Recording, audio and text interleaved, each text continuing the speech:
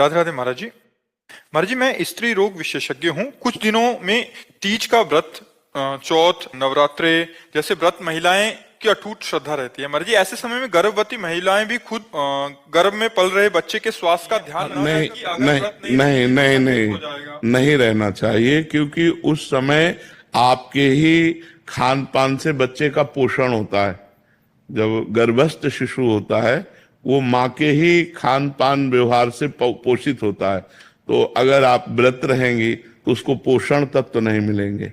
जो गर्भस्थ शिशु को है उसे पोषण तत्व तो ना मिलने के कारण उसमें बीमारियां आ सकती है, कमजोरी आ सकती है और अधिक पीड़ा उसको होगी, क्योंकि पोषण तत्व तो माँ से ही मिलते हैं। तो हमारी समस्त माताओं से प्रार्थना है कि जब गर्भ हो तो सबसे बड़ा व्रत आपका है उस गर्भस्थ शिशु का पोषण करके उसका जब जन्म दे दें और वो हमारे राष्ट्र के काम आवे, हमारे देश की सेवा करने लायक बने, तो ये बहुत बड़ा व्रत हो गया।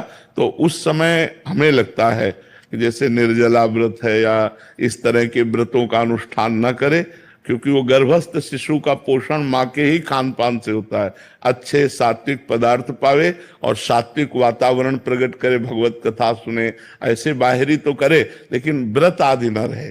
मुझे जैसा लगता है, क्योंकि हमने शास्त्रों में जो पढ़ा है कि माँ के ही द्वारा गर्भस्थ शिशु का पोषण होता है। तो अगर आप 9 दिन व्रत रहेंगी तो उस गर्भस्थ शिशु को वो पोषण तत्व तो नहीं मिलेंगे। तो इसलिए अब जैसे करवा चौथ आती है उसमें माताएं बहनें निर्जला रहती है।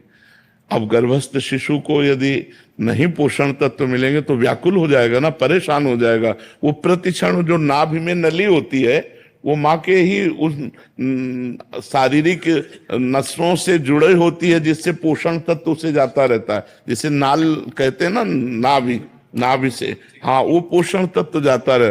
प्रति घंटे जो माँ खाती पीती है उसी से उसका सार तत्व निकल करके उस गर्भस्थ शिशु का पोषण करता है। तो हमें लगता है कि माताओं को बाहरी आराधना करनी चाहिए, जैसे भगवान नाम कीर्तन है, पाठ है, पूजा है, ये सब करे, लेकिन खान पान में अपने लिए तो संयम कर सकते हैं, लेकिन उस गर्भस्थ शिशु के पोषण के लिए जैसे हम औषधि आवश्यक है ऐसे वो भोजन आवश्यक है, पोषण तत्व आवश्यक है उस बच्चे को। तो हमें लगता है उन दिनों व्रत नहीं रहना चाहिए। जी महाराज जी, रेणु साहू जी, ये किसी अन्य का प्रश्न है। कह रहे हैं कि क्या महिलाएं हनुमान जी का व्रत रख सकती हैं? महाराज जी, बहुत सारे लोग कहते हैं कि नहीं रखना चाहिए। यदि आप भगवान मानते हैं तो हम भगवान के सब बच्चे हैं, चाहे स्त्री हो चाहे पुरुष हो, ये शरीर है लेकिन अंश तो हम भगवान के ही हैं। तो हम क्यों नहीं हनुमान जी महाराज की आराधना कर सकते? हम मानते हैं कि प्रगट रूप में जब हनुमान जी के श्री विग्रह पर बंधन वार आदि इन बातों को तो हम, लेकिन वो हमारे भगवान हैं तो हम हनुमान चालीसा पढ़ सकते हैं, हम उनका नाम जप सकते हैं, हम उनकी आराधना लगा सकते हैं।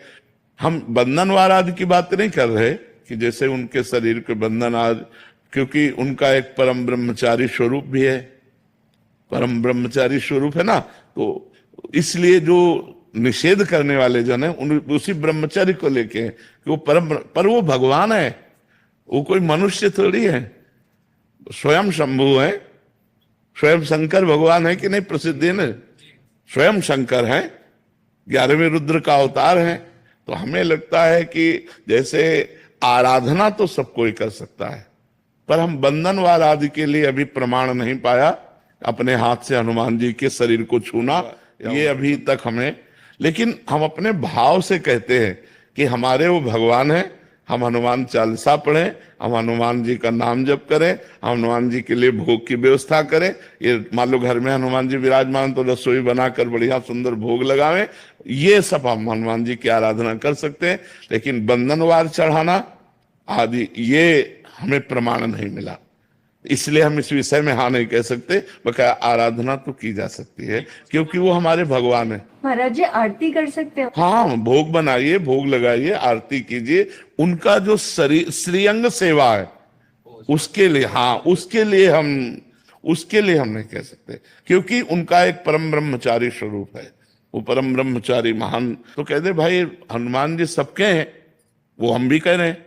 तो ये शरीर धर्म की मर्यादा है, तो हम शरीर धर्म की मर्यादा के अंतर्गत कहते हैं कि बंधनवार चढ़ाना आदि जो हनुमान जी का है वो हमने कहीं नहीं पढ़ा कि माताएं बहनें चढ़ाएं, लेकिन हम भाव से कह रहे हैं कि हनुमान चालीसा पढ़ना, नाम कीर्तन करना, भोग समर्पित कर देना, आरती कर देना, ये निषेध नहीं। उनके श्रीअंग की सेवा के लिए हमने कहते हैं ये बात। बजरंगबाण रोज पढ़ा जा सकता है? भगवान का यश मान करके क्यों नहीं किया जा सकता? लोग बोलते हैं कि बजरंगबाण रोज नहीं पढ़ना चाहिए। अगर हम भगवान का यश गान कर रहे हैं, हमें कोई अनुष्ठान थोड़ी कर रहे हैं कि हम बजरंग बाण का प्रयोग किसी के प्रति अनुष्ठान कर रहे हैं, हम तो भगवान का यश गान कर रहे हैं। जय जय हनुमंत, उसमें जिसमें तो जय जय हनुमंत है ना, उनकी जय जयकार कर रहे हैं, उनकी महिमा का वर्णन कर रहे हैं। और सबसे बड़ी बात है, अगर ये माना जाए तो बजरंग बाण का सही प्रयोग है भव रोग का नाश। जो भव रोग है उसका नाश। शरीर रोग तो नाश एक साधारण बात है, भव रोग नाश है रोग हरे सब पीरा जपत निरंतर तो ये बात है, जपत निरंतर, नाश है रोग हरे सब पीरा जपत निरंतर। और कौन सो काज कठिन जग माही जो नहीं होता तुम पाए। तो अगर हमारी श्रद्धा है कि हम भगवान का यश गान कर रहे हैं तो हमें कोई परेशानी नहीं, अनुष्ठान कर रहे हैं फिर बात अलग हो जाती है। जैसे हम देवी माँ हैं, दुर्गा देवी, कात्यायनी देवी, चामुंडा देवी, हम माँ भाव से आराधना कर रहे हैं वो अलग हो गया, और शक्ति भाव से वो एक अलग हो गया। हनुमान जी भगवान भाव से अलग हो गया और अधीन सिद्धियों के वो अलग हो गया। तो हम लोग तो आराधना कर रहे हैं, उनका यश गा रहे हैं, कोई अनुष्ठान थोड़ी कर रहे हैं, ऐसी बात है।